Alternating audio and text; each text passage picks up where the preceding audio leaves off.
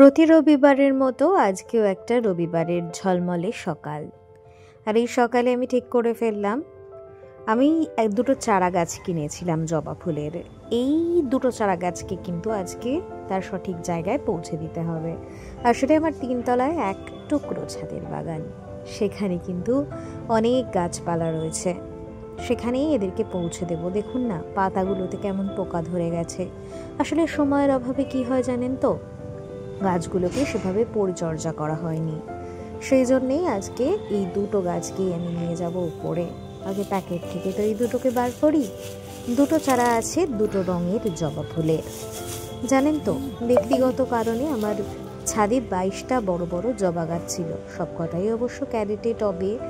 তো সেই গাছগুলোকে কেটে ফেলতে হয়েছিল, তাই প্রায়শ্চিত্ত হিসাবে আবার নতুন করে এই চারা গাছ আনা এবং এদের পরিচর্যা করে আবার কিন্তু সেই নানান ধরনের জবা ফুলের আলো করা ছাদ আমি তৈরি করতে চাই। চলো তার এবার ছাদের উদ্দেশ্যেই যাই। 3 তলার ছাদের দিকে এগোচ্ছি সিঁড়ি দিয়ে। আমার সিঁড়িতে জানেন তো রেলিং বসানো হয়নি, এই কাজগুলো বাকি রয়ে গেছে, এগুলোকে করতে হবে। সময় ঠিক করে পাওয়া যাচ্ছে না, আর সময় থাকলেও মিস্ত্রি পাওয়া যাচ্ছে না, যার কারণেই এই সমস্যাটা রয়ে গেছে। যাই হোক, এই দেখুন এখানে একটা স্নেক প্ল্যান্ট, এগুলো ঘরের বাতাস পরিশুদ্ধ করে। এটা না আমাকে আমার এক ননদ দিয়েছে, ছোট্ট চারা দিয়েছিল, সেটা বেশ বড় হয়ে গেছে। আর দেখুন আমার ছাদে কত রোদ, আলোয় পুরো ঝলমল করছে ছাদটা। এখানেই এই যে গাছের সমাহার,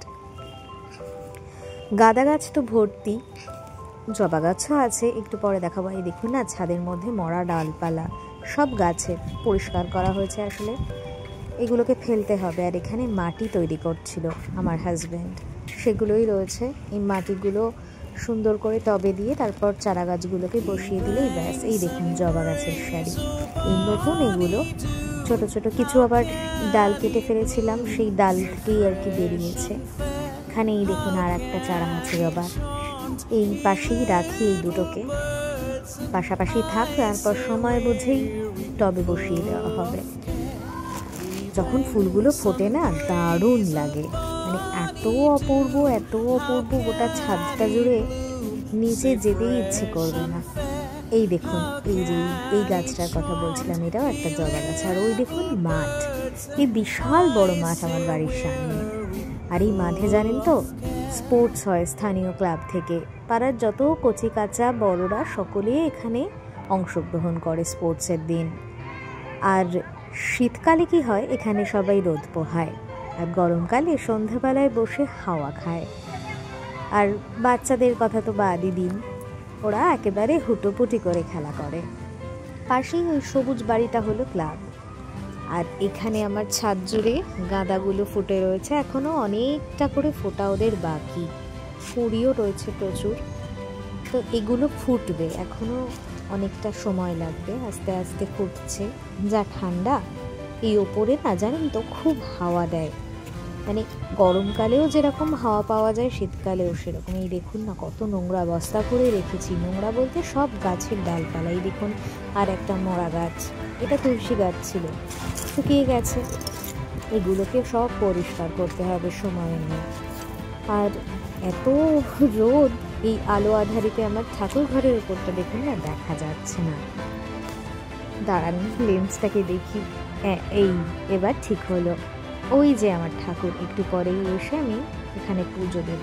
আর আমার ঘরে শোকেসেও বেশ কয়েকটা মূর্তি, ফটো ইত্যাদি রয়েছে ঠাকুরের, ওখানেও একটু ফুল দিই। আর এখানে আমার হাজব্যান্ডের গাছ পরিচর্যা করার ডিপার্টমেন্ট, সার, ইনস্ট্রুমেন্ট সমস্ত কিছু রয়েছে। দেখুন না, ধীরে ধীরে সামনে চলছি, রেলিং নেই না, একটু এদিক ওদিক হলেই ব্যাস। আর এই যে লম্বা আমার ডাইনিং, সিঁড়ি দিয়ে নেবে, ডান দিকে আমার দুটো ঘর, আর এই যে লম্বা ডাইনিং, এখানেও বেশ রোদ পড়ে জানেন তো। ওই দেখুন কি সুন্দর, একটা চেয়ার নিয়ে বসলে না খুব ভালো লাগে। আর এই ছোট ছাদেও কিন্তু রোদ পড়ে।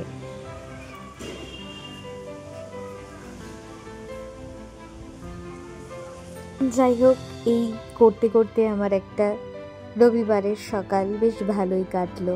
আপনাদেরও সবার ভালো কাটুক।